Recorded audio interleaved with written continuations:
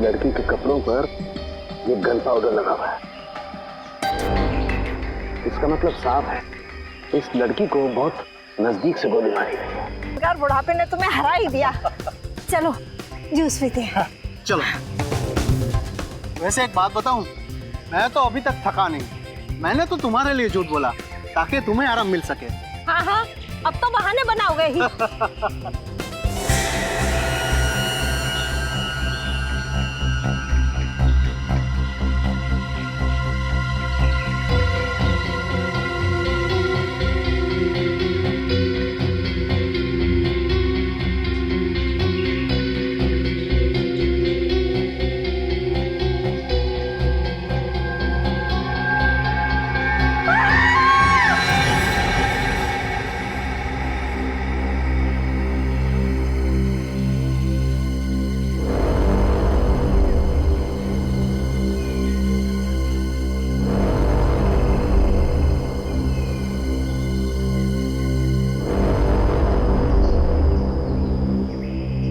देखो बॉस, इस लड़की के कपड़ों पर ये गन पाउडर लगा हुआ है।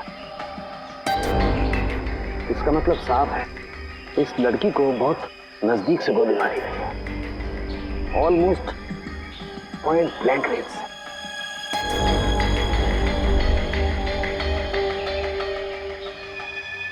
सारुंखे, यार एक बात अजीब है, जख्म के पास खून जमा क्यों नहीं? क्लॉटिंग क्यों नहीं हुआ खून का? यही बात मैं भी सोच रहा हूँ, ब्लड क्लॉटिंग क्यों नहीं है? Blood clotting sir?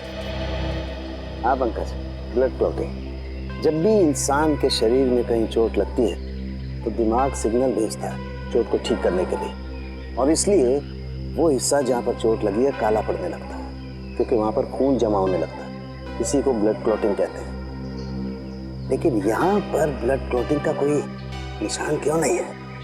पर सर, एक मरे हुए इंसान का दिमाग सिग्नल कैसे भेज सकता है? भेज सकता है पंकज, जरूर भेज सकता है, क्योंकि मरने के बाद भी कुछ देर तक इंसान का दिमाग जिंदा रहता है। वो पूरी कोशिश करता है चोट को ठीक करने की। थैंक यू सर, मुझे तो पता ही नहीं था। सर, हो सकता है इस लड़की को कोई बीमारी हो, इसी वजह से ब्लड क्लॉटिंग नहीं हुई। हाँ, हो सकता है पूरी। हो सकता है ये डायबिटीज या हीमोफीलिया की बीमारी। ऑटोप्सी के बाद पता लगेगा। पूर्वी, पलटाओ इसे।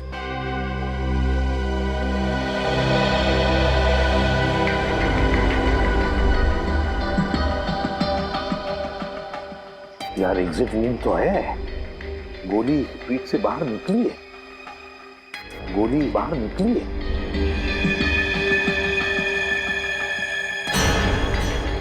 पूर्वी, पंकज देखो वहां पर खून की छींटें हैं, देखो जरा अच्छी तरह से, गोली फंसी हुई है क्या? सर,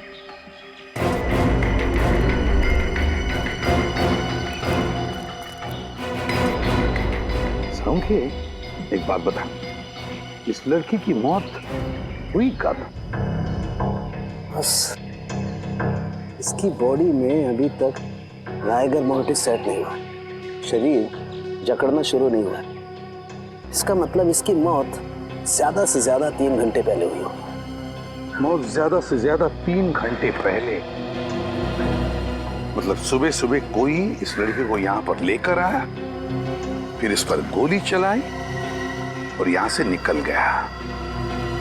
वैसे इस पार्क में कोई वॉचमैन भी नहीं है, तो इस लड़की को किसी ने देखा भी नहीं होगा। सारुंखे, क्या हुआ? यार इस लड़की को देख के पता नहीं मुझे ऐसा क्यों लग रहा है जैसे मैंने इसे कहीं देखा है। तूने इस लड़की को देखा है?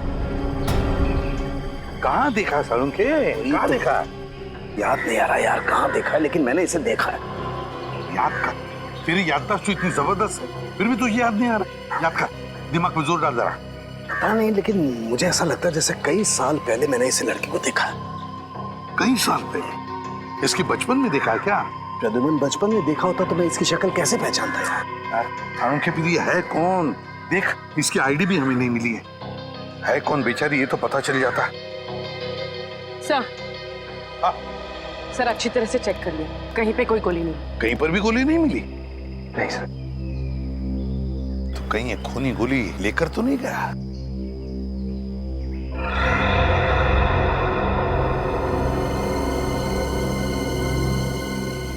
पूर्वी, वो देखो।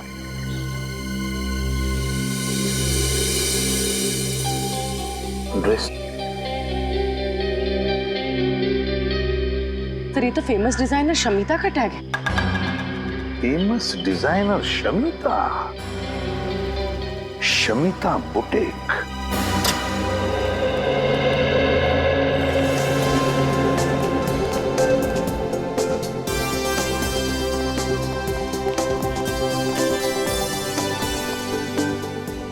Welcome to Shamita's boutique.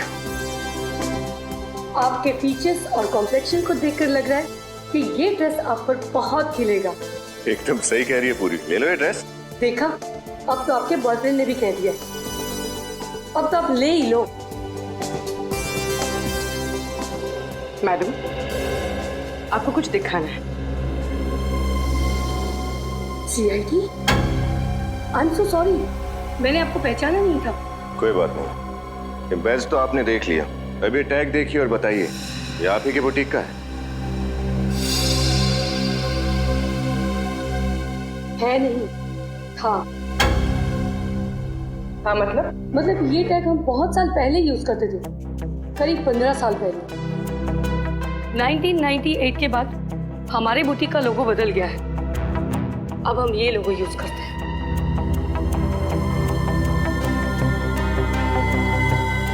पंद्रह साल पुराना लोगो, मतलब उस लड़की ने इतने पुराने कपड़े पहने थे।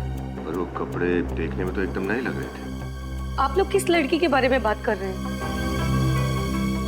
इसके बारे में। ओह माय गॉड, क्या हुआ इसे?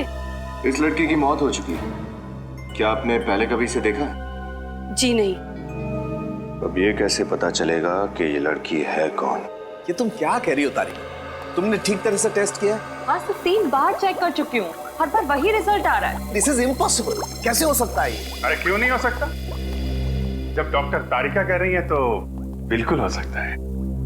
वैसे सर ये बहस किस बात पे हो रही थी? सचिन, दरअसल वो अरे तारिका जी इनसे क्यों डर रही है? ये तो अपने डॉक्टर साहब के। बोलिए बोलिए। अभिजीत, इस लड़की के रगों में जो खून है वो इस लड़की का है ही नहीं। ये क्या कह रहे हैं? इस लड़की का खून इसका नहीं है तो फिर किसका है? वो तो पता नहीं, लेकिन इस लड़की का तो 100% नहीं है, क्योंकि इसके खून का DNA और लड़की का DNA अलग है। अगर ये खून इस लड़की का है ही नहीं तो इसकी रगों में आया कहां से खून? हाँ, अच्छा, जो लड़की के कपड़ों के ऊपर खून मिला और पेट पे वो खून, वो किसका है? वो खून है तो एक ही इंसान का, पता नहीं किसका है, लेकिन इस लड़की का तो बिल्कुल नहीं है। सर कहीं वो खून उसी खूनी का तो नहीं? शायद वो भी घायल हो गया हो। खूनी का होता तो लड़की के कपड़ों पे ही होता ना, इसके शरीर के अंदर कहां से घुस गया? ये कुछ और ही चक्कर है। एक और बात, इस लड़की को गौर से देखो। इसे लैब में आए हुए लगभग 5 घंटे हो गए और उससे 3-4 घंटे पहले इसकी मौत हुई है, तो तकरीबन 8 से 9 घंटे पहले इस लड़की की मौत हुई है। लेकिन ये देखो, इसकी चमड़ी देखो, जरा भी नहीं बदली है, कोई फर्क नहीं पड़ा है। और देखो, ये इस लड़की का हाथ देखो, देख रहे हो, जरा भी रायगर मोटिस सेट नहीं हुआ है, बॉडी जरा भी नहीं जकड़ी है। और इसकी वजह अभी तक ढूंढ नहीं पाया हूं अभिजीत, लेकिन थोड़ा वक्त दो, मैं जरूर ढूंढ निकालूंगा कि आखिर इस सब की वजह क्या है। अच्छा डॉक्टर साहब, आप कह रहे थे कि इस लड़की को आप कुछ पहचानते हैं? हाँ। कुछ याद आया कौन है लड़की? नहीं यार, बहुत दिमाग लड़ाया लेकिन याद नहीं आ रहा है आखिर ये लड़की है कौन। कोई बात नहीं, कोई तो जानता होगा इसे। सर ये मेरी बीवी वैष्णवी। आपकी बीवी? Yes officer. पर इसे हुआ क्या है? धनंजय जी, वैष्णवी का खून हुआ है। क्या? किसने मारा इसे? वही पता लगा रहे हैं हम। लेकिन एक बात बताइए, आखिरी बार कब मिले थे आप वैष्णवी से? 20 साल पहले। 20 साल पहले? 20 साल पहले वैष्णवी गायब हुई थी। मैंने इसे कहां कहां नहीं ढूंढा, हर पुलिस स्टेशन, हर अखबार, हर जगह। सॉरी। अच्छा, एक बात पूछूं आपसे, आपकी शादी कब हुई थी? 23 साल पहले, 3 अक्टूबर 1990। हमारी लव मैरिज थी। मैं और वैष्णवी एक ही मेडिकल कॉलेज में पढ़ते थे। इसे उम्र क्या है आपकी? 50 साल। 7 जून 1963 मेरी बर्थ डेट है। और वैष्णवी जी की? तकरीबन 3 साल छोटी थी मुझसे। 3 साल छोटी थी आपसे, मतलब 47 साल की उम्र थी उनकी, है ना? अच्छा, वैष्णवी जी का कोई फोटोग्राफ है 20 साल पुराना?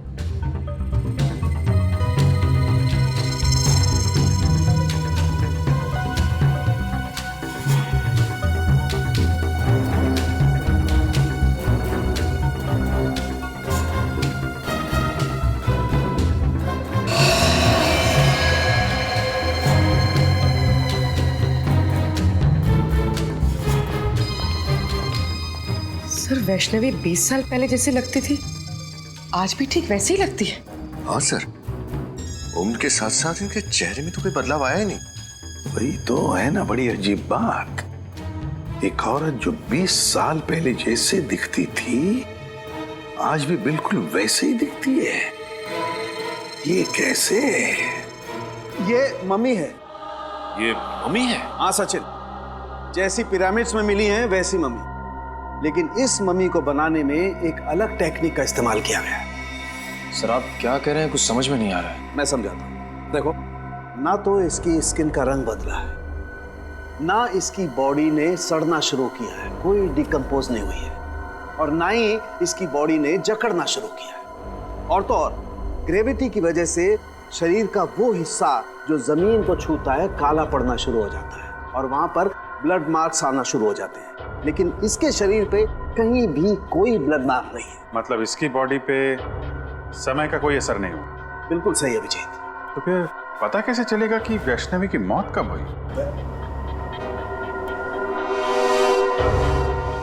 हाँ, वैष्णवी। अरे इसे तो मैं जानता हूँ, इसे ही तो मैं याद करने की कोशिश कर रहा था यार। इसे मैं जानता हूँ, ये मेरे साथ मेडिकल कॉलेज में पढ़ती थी। What a brilliant student she was. ये तो MKN कॉलेज में साइंस की प्रोफेसर थी। आज से 20 साल पहले वैष्णवी इसी कॉलेज में पढ़ाती थी। बहुत ही टैलेंटेड लड़की थी। हम सबको लगता था कि एक दिन वो बहुत आगे जाएगी, लेकिन बहुत बुरा हुआ उसके साथ। अच्छा, आपको कुछ याद है 20 साल पहले की? मेरा मतलब है, हम ये जानना चाहते कि क्या वैष्णवी का किसी के साथ कोई झगड़ा था या फिर दुश्मनी, नहीं, वो तो सबकी फेवरेट थी। उसका किसी से कोई झगड़ा नहीं था। अगर किसी को कोई प्रॉब्लम होती थी तो वो वैष्णवी के पास जाकर ही सलाह मांगता था। अच्छा, वैष्णवी आखिरी बार कॉलेज कब आई थी, कुछ बता सकते हैं आप? 6 मई 1993। 6 मई 1993? क्या बात है, आपकी याददाश्त की तो तारीफ करनी चाहिए। मुझे इसलिए याद है क्योंकि उस दिन मेरा बर्थडे था, और उस दिन भी वैष्णवी हमेशा की तरह कॉलेज से जल्दी चली गई थी, और शाम को पार्टी में भी नहीं आई, और उसके बाद वो कॉलेज कभी नहीं आई। हमेशा की तरह जल्दी चली गई मतलब क्या वो अक्सर कॉलेज से जल्दी जाती थी? हर रोज नहीं, गुरुवार को। हर गुरुवार को कॉलेज से 1 बजे ही चली जाती थी। हर गुरुवार को दोपहर के 1 बजे? क्यों, कहाँ जाती थी वो? ये तो उसने कभी किसी को बताया नहीं। इसका जवाब तो डॉक्टर अविनाश ही दे सकते हैं। डॉक्टर अविनाश? जी, डॉक्टर अविनाश उस वक्त के प्रिंसिपल थे। उन्होंने ही उसे हर गुरुवार को 1 बजे जाने की परमिशन दे रखी थी। अच्छा, डॉक्टर अविनाश रहते कहाँ ये डॉक्टर अविनाश?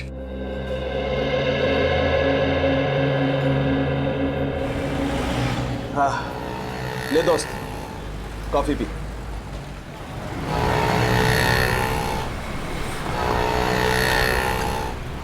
यकीन नहीं आ रहा, इतने साल पुराना दोस्त मेरे सामने बैठा है। आज अतीत की यादों के पलों को जीने से अच्छा और क्या है। बात तू सही कह रहा है धनंजय, लेकिन एक बात कहूं, अतीत की यादों में अपने आप को इतना भी नहीं जकड़ लेना चाहिए कि जिंदगी से घुटन होने लगे। कम ऑन यार, दिल छोटा नहीं करते। अच्छा देख देख, मैं तेरे लिए क्या लाया हूं। क्या है? खोल कर देखना यार।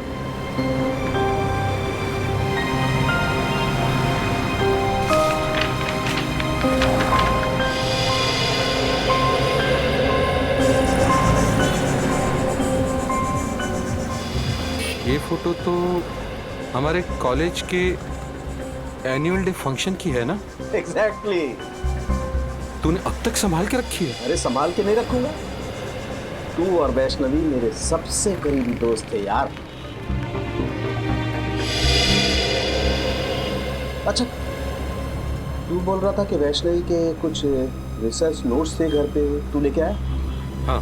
कहाँ है? मुझसे तो पढ़े नहीं गए।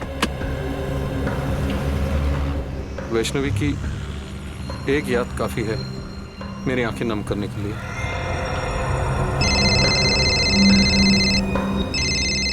एक मिनट। हेलो, वो धनंजय तेरे साथ है ना? हाँ, क्यों? उससे पूछ कि वैष्णवी हर गुरुवार को दोपहर के 1 और शाम के 7 बजे के बीच कहाँ जाती थी।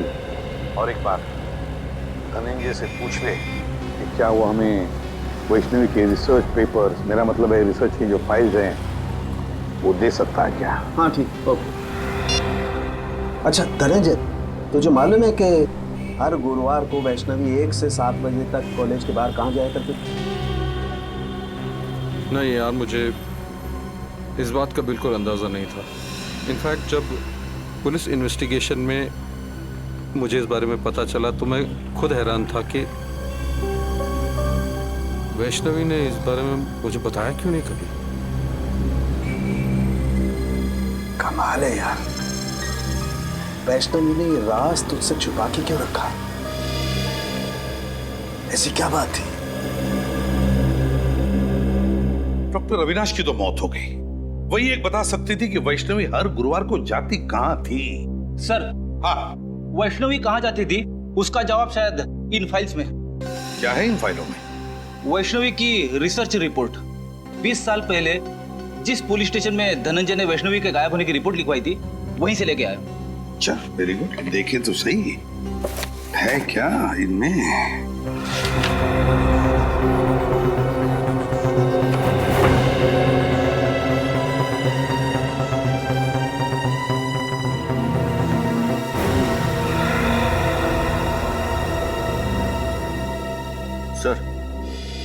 सर ये देखिए, वैष्णवी गायब होने से पहले 2 रिसर्च प्रोजेक्ट पर काम कर रही थी, एक पोस्टमार्टम और एक प्रीमार्टम।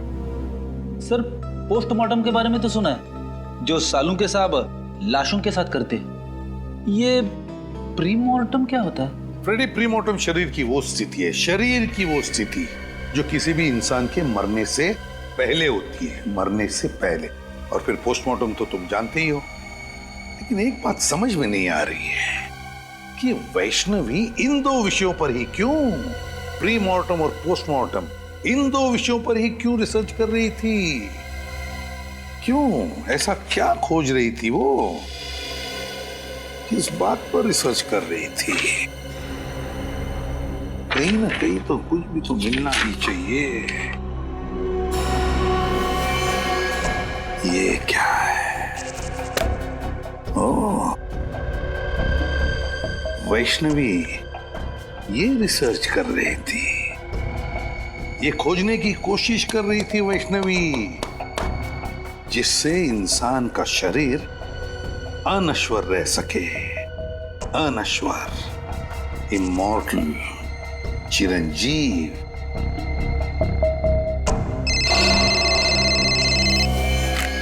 हाँ, साउंड क्या? ऐसी क्या बात बताना चाहते हैं आप कि आपने हमें यहाँ पर दोबारा बुलाया? कुछ ऐसी बात जो तुम सोच भी नहीं सकते। सर वैसे तो ऐसी बहुत सारी बातें जो मैं सोच नहीं सकता, लेकिन आप बताइए ना, ऐसी कौन सी बात कहना चाहते हैं आप? पंकज, तुम्हारा खेल खत्म हो चुका है। हम तुम्हारा सारा राज जान गए हैं। खेल? राज? ये क्या बात कर रहे हैं सर आप? बस सर नहीं खड़ा रहना, नहीं तो गोली चल जाएगी। सर ये आप क्या कर रहे हैं सर? प्लीज गन नीचे करो। चुप। जस्ट कीप क्वाइट पूर्वी, जस्ट कीप क्वाइट। अब देखो पंकज, मैं तुम्हारे पेट पर गोली मारता हूं तो एक गोली तुम्हारे शरीर को चीरती हुई पेड़ पर ठीक वहीं जाकर के लगेगी जहां पर वो खून लगा हुआ है।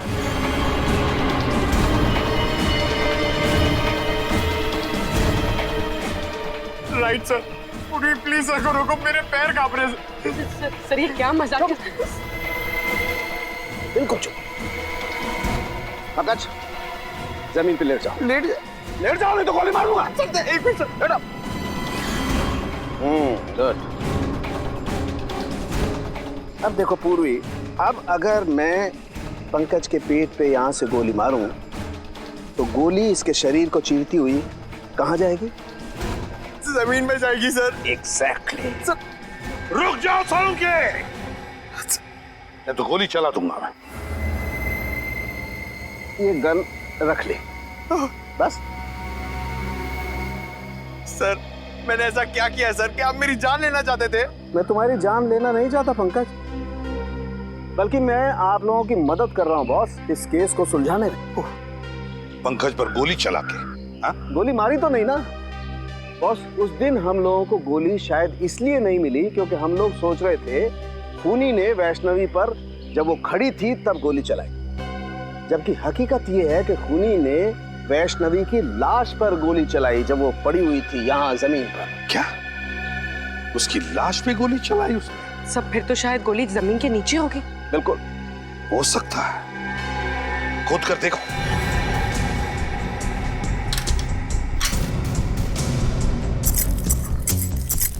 मतलब साळुंखे, ये खूनी हमें गुमराह कर रहा था। उसने गोली चलाई जिंदा वैष्णवी पर नहीं, वैष्णवी की लाश पर, और फिर उसके बाद में उसने उस पेड़ पर खून लगा दिया ताकि हमें लगे कि उसने जिंदा वैष्णवी पर गोली चलाई। सर गोली मिल गई। गोली मिल गई तो समझो खूनी भी मिल गया। वेरी गुड, फिर तो मिठाई खिलाओ यार। साळुंखे, पहली मिठाई तुझे खिलाऊंगा क्योंकि खूनी तेरा दोस्त धनंजय है। धनंजय। क्या बात कर रहे हो यार तुम? हाँ धनंजय, क्योंकि ये गोली उसी गन की है जो गन हमें धनंजय के घर में मिली थी, समझे? धनंजय की गन? लेकिन तुम धनंजय के घर कब गए? जब तुम धनंजय के साथ कॉफी शॉप में कॉफी पी रहे थे तब। रद्दिमान, तुम मेरे दोस्त पर शक कर, और तुमने मुझे इस बारे में बताया क्यों नहीं? जरूरी नहीं समझा। चलिए सर, धनंजय को गिरफ्तार कर लेते हैं। हाँ, धनंजय को तो कभी भी अरेस्ट कर सकते हैं, लेकिन ये बात किसी को भी पता नहीं चलनी चाहिए। याद रखना साळुंखे।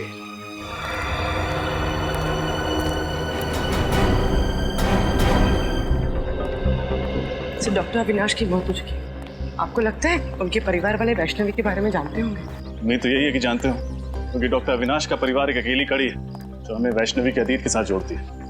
आप लोग ये घर खरीदने के लिए आए हैं क्या? जी नहीं, हम लोग डॉक्टर अविनाश के परिवार वालों से मिलने आए हैं। पर यहाँ तो कोई भी नहीं रहता। कोई भी नहीं रहता? तो फिर डॉक्टर साहब का परिवार कहाँ रहता है? उसका तो बस एक ही बेटा है, अनिरुद्ध। 15 साल पहले अविनाश उसी से मिलने के लिए अमेरिका गया था, पर वापस ही नहीं आया। बस कुछ आया तो अनिरुद्ध का फोन कि उसके पापा की मौत हो गई है।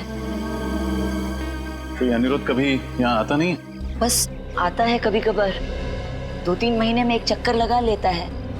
सुनने में आया है कि वो ये घर बेचने की सोच रहा है। अनिरुद्ध हर 2-3 महीने में एक चक्कर लगा लेता है यहाँ, अमेरिका से? नहीं, अमेरिका छोड़े तो उसे 2 साल हो गए हैं। आजकल इंडिया में रहता है वो।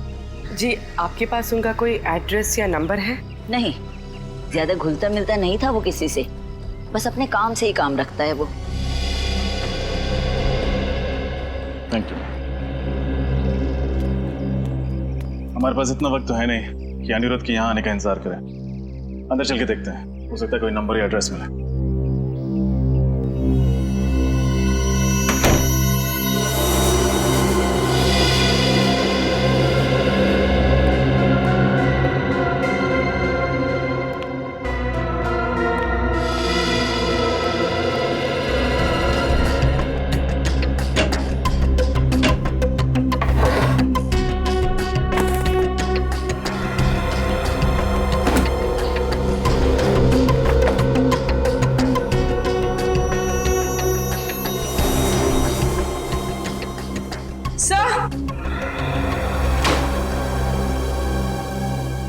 ये देखिए मिस्टर अविनाश का पासपोर्ट। लेकिन डॉक्टर अविनाश की मौत तो अमेरिका में हुई थी, उसका पासपोर्ट यहाँ कैसे पहुंचा? हो सकता है उनका बेटा वापस लेके आया।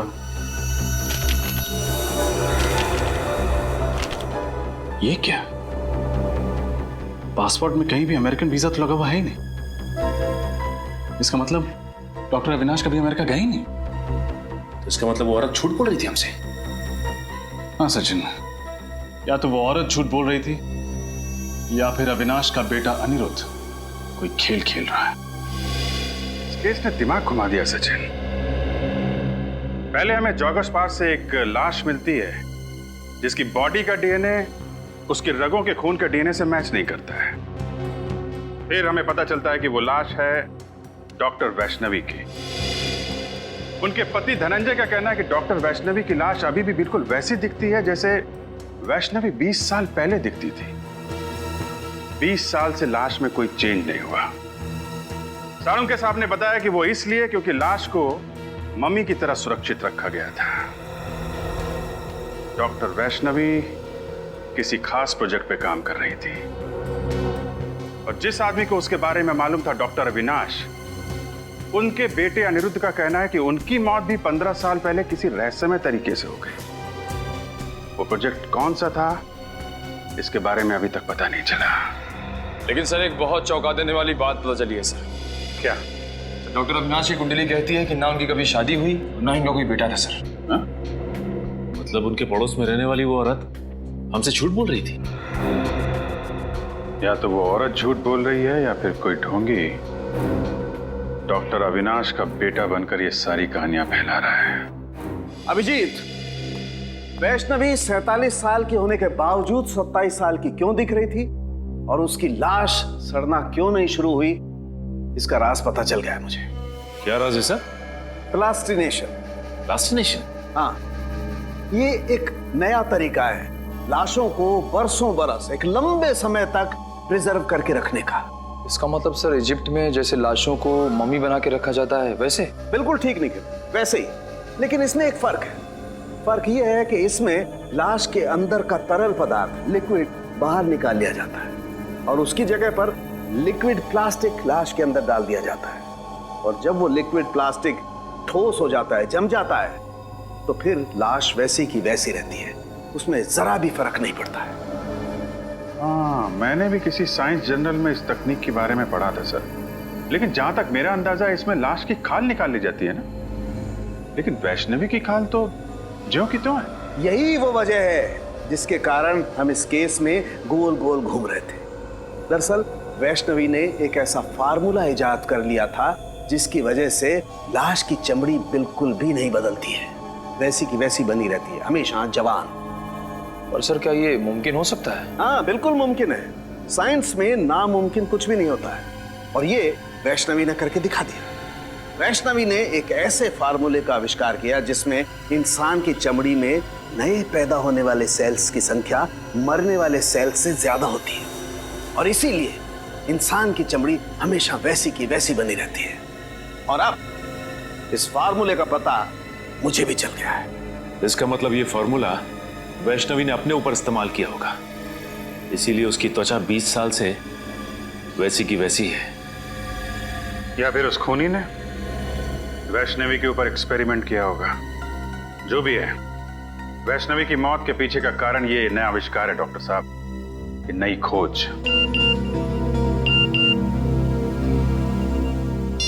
प्लीज सर जल्दी आइए, मैं खतरे में हूँ। तारिका, तारिका खतरे में, come on. Tarika, Tarika, my God, Tarika, Tarika, Tarika, my God, इसकी नब्ज बहुत स्लो हो गई है यार। सर कुछ कीजिए ना। एक मिनट, मैं आता हूँ। तारिका, तारिका, तारिका, तारिका, उठो, तारिका, तारिका, तारिका, उठो। Are you okay? Are you okay? हाँ मैं ठीक हूँ। ये कैसे कैसे हुआ ये सब? वो भी कैंटीन से जब अंदर आए मैंने देखा कि वहाँ पे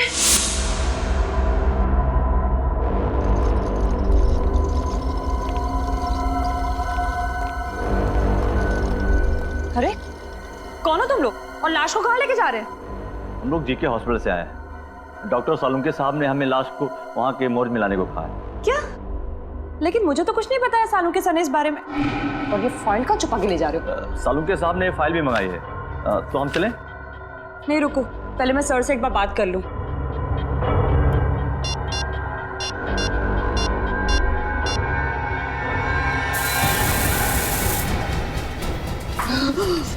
जब भी बात करना जब होश में जाना। Good night.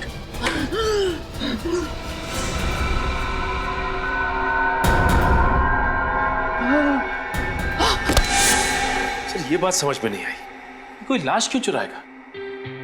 सचिन, वैष्णवी की लाश को पार्क में फेंकना और फिर यहाँ लैब से चुरा ले जाना, ये सब एक प्लानिंग थी, प्लानिंग। खूनी वो फार्मूला चुराना चाहता है तो सालुंके साहब ने बड़ी मेहनत से इस लैब में तैयार किया था। मतलब सर जब वो खूनी फार्मूला नहीं बना पाया तो उसने ये सब हमें गुमराह करने के लिए किया। करेक्ट, हमें गुमराह कर रहा है वो, हम उसके जाल में फंसते चले गए। लेकिन खूनी को ये बात कैसे पता चल गई कि सालुंके सर फॉर्मूला बना चुके हैं?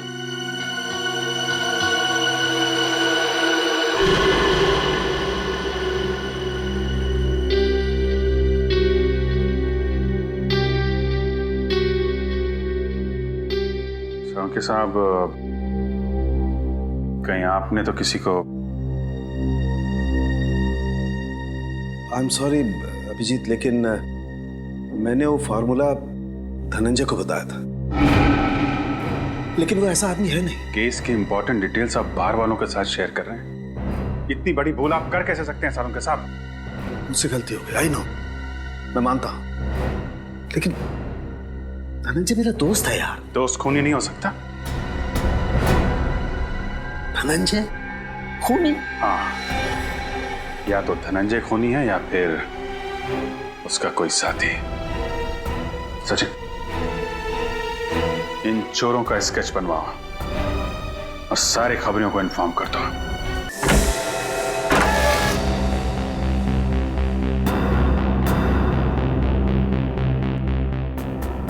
कोना कोना छान मारो, हो सकता है धनंजय घर में ही छुपा हो।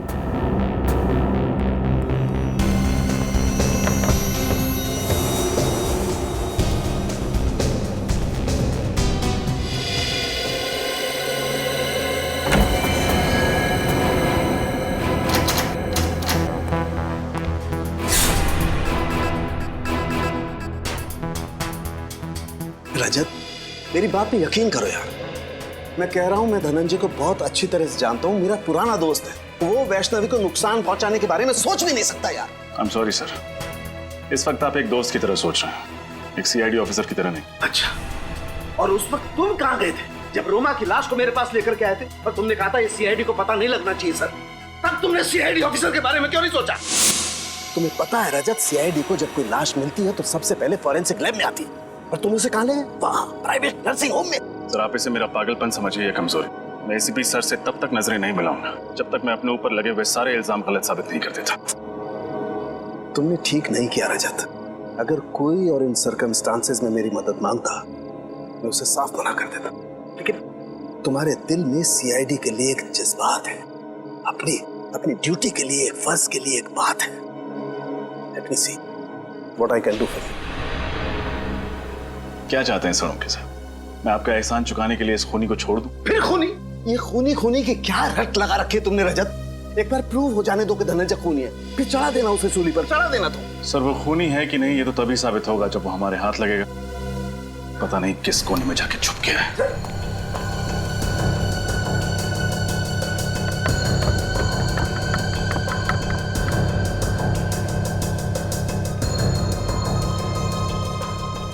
हाँ सचिन, कुछ मिला क्या? हाँ सर, ये देखिए चाय का मग और उल्टी रखी किताब। इसका मतलब कुछ देर पहले यहाँ बैठकर कोई किताब पढ़ रहा था। कोई और नहीं सचिन, जरूर धनंजय ही होगा। किसी ने उन्हें खबर कर दी होगी कि हम आने वाले। बस भाग गया। क्या हुआ? तुम मेरी तरफ इस तरह से घूर के क्यों देख रहे हो? हाँ? क्या मतलब क्या तुम्हारा? साथ में थाना में तुम्हारे?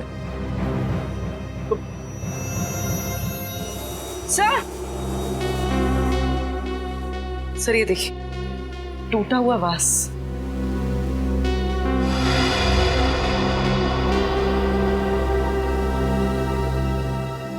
सर इसमें तो खून भी लगा हुआ, देखिए।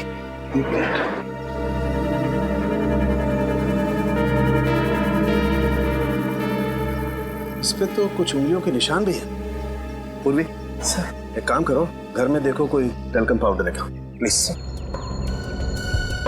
तो कहीं ये खून धनंजय का तो नहीं? धनंजय को कुछ हो तो नहीं गया?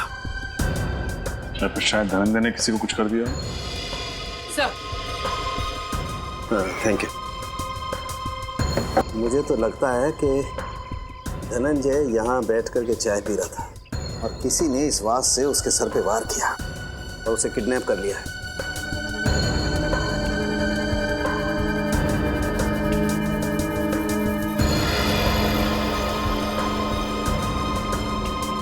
अब इस फिंगरप्रिंट का फोटो ले लेते हैं।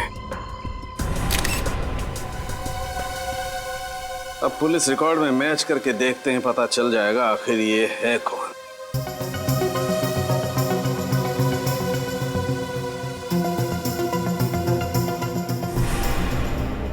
ओह, ये तो बालू है। हेलो, कौन है वो? बालू इस वक्त कहाँ है वो? ठीक है, कड़ी नजर रखो उस पर, कहीं भी नहीं जाना चाहिए वो।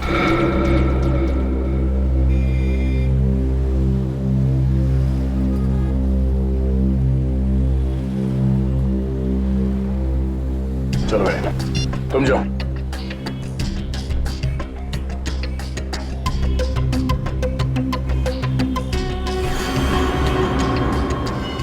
सीआईडी के सबूतों के साथ छेड़खानी करने की हिम्मत कैसे की तूने?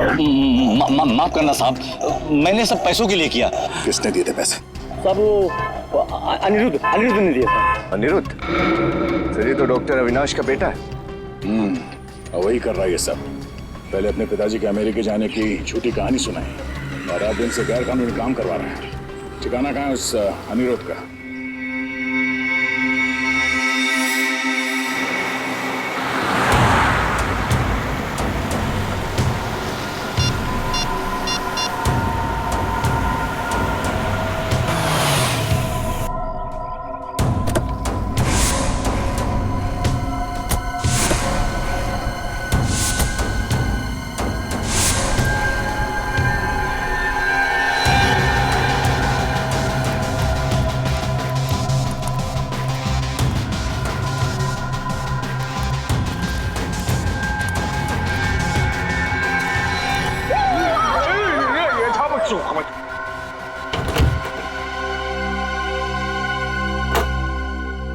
कौन हो तुम?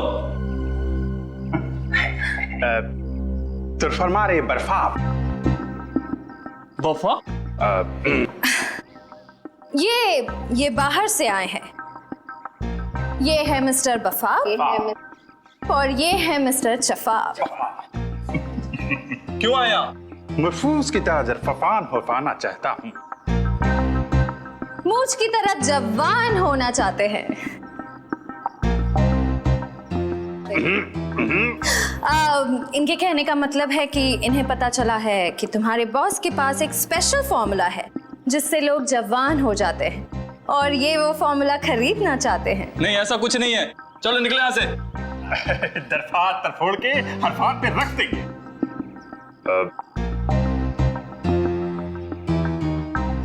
देखो, इन्हें बहुत गुस्सा आ रहा है। ये बहुत बड़े साइंटिस्ट हैं, बहुत पैसा भी है इनके पास। अपने बॉस से मिलवा दो, बहुत फायदा हो जाएगा। यहीं रुको, मैं बॉस से बात करता हूँ।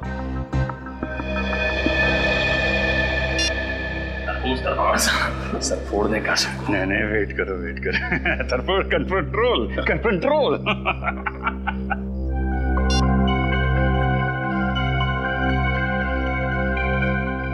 हथियार तो नहीं है ना पास में? हथियार? अब हर हथियार, हर हमको हर हथियार की जरूरत नरफी। हर फरमारा हरफात, हर हथियार। अरे चले? बरफोर्स। Let's go.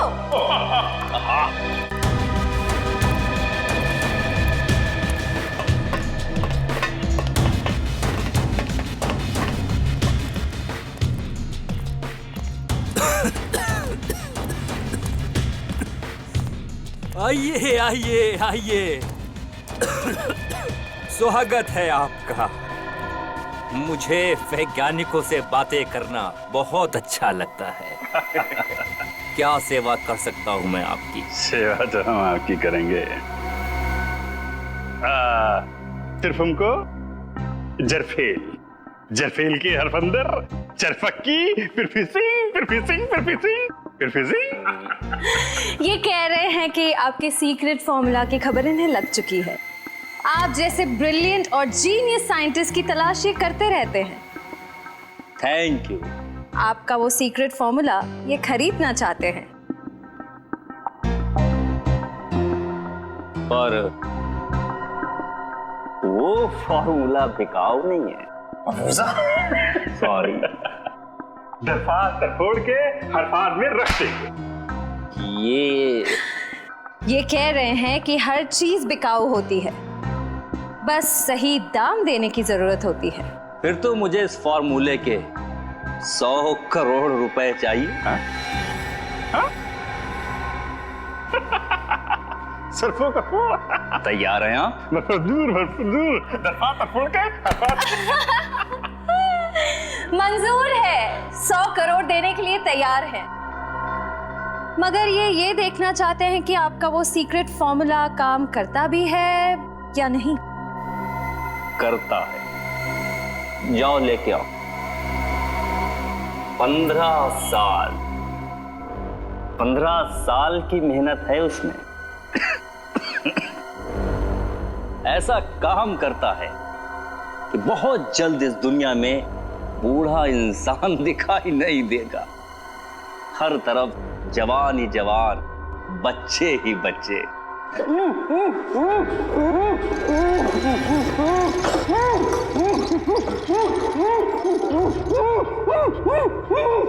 देखिए कैसे मैं इस 55 साल के आदमी को अपने सॉल्यूशन की मदद से 25 साल का नौजवान बना दूंगा। दरफात तरफोड़ दो। ये पूछ रहे हैं आप ये सब करेंगे कैसे? विज्ञान। जैसे जैसे इंसान की उम्र बढ़ती जाती है, उसके शरीर के सेल्स की मरने की संख्या नए पैदा होने वाले सेल्स से कहीं अधिक ज्यादा हो जाती है, जबकि हमारे बचपन में या जवानी में ऐसा नहीं होता। अब देखिए, इस सॉल्यूशन की मदद से मैं इसकी खाल को फिर से जवान कर दूंगा, क्योंकि नए पैदा होने वाले सेल्स की संख्या मरने की संख्या से कहीं अधिक ज्यादा हो जाएंगे।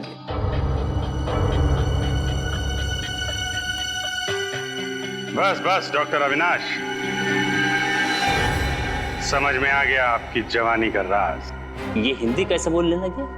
हिंदुस्तानी है तो हिंदी तो बोलेंगे ही डॉक्टर अविनाश।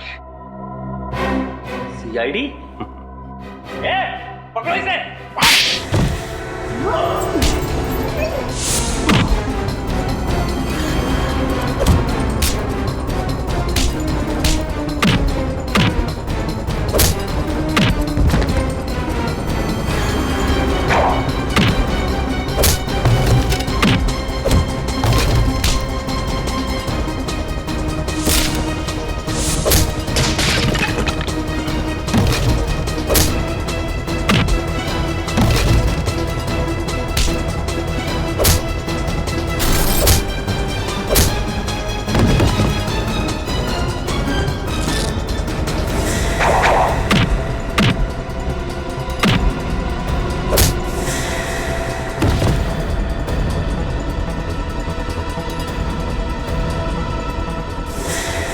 बुढ़ापे में इतनी भागदौड़ अच्छी नहीं है अविनाश जी। ब्यूरो चल के आराम कर लीजिए।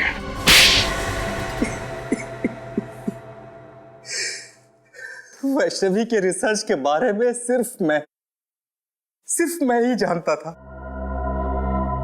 ये रिसर्च उसके लिए इतनी अहम थी कि उसने डॉक्टर धनंजय को भी उसके बारे में नहीं बताया था। और तुमने क्या किया? विश्वासघात। वैष्णवी का विश्वासघात किया तुमने उस फॉर्मूले के लिए जिसके लिए उसने बरसों तक मेहनत की थी।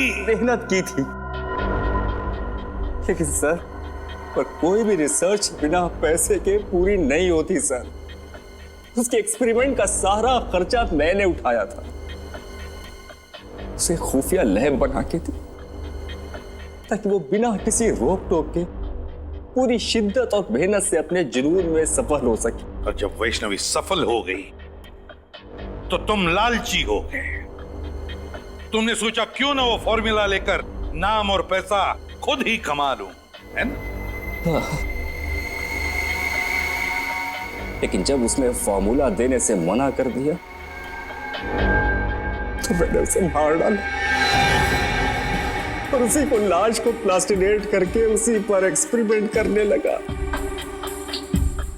एक्सपेरिमेंट क्यों? वैष्णवी की मौत के बाद फॉर्मूला तुम्हारे हाथ नहीं लगा? नहीं, क्योंकि उसने मरने से पहले वो कागज को नष्ट कर दिया था। मैं 20 साल तक नाक रगड़ता रहा, लेकिन वो केमिकल मुझसे नहीं बना। ओ, एक और सफलता।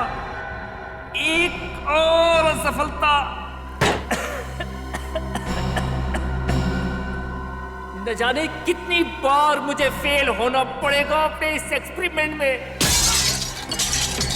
हमें गुमराह करने के लिए तुमने वैष्णवी की लाश को पार्क में फेंक दिया। तुम जानते थे कि सीआईडी वाले आज नहीं तो कल उस केमिकल के बारे में जरूर पता लगा लेंगे और मौका मिलते तुम उसे चुरा लोगे, हैं? हाँ,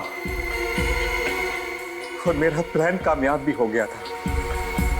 लेकिन उस केमिकल को बेचने से पहले आप लोग मुझ तक पहुंच गए। बड़े बड़े मुजरिमों के पापी इरादों पर पानी फिरा है सीआईडी ने, समझे? अब जेल में सड़ते बैठना, अपनी नकली जवानी के दिन काटते फांसी का ऑर्डर आने तक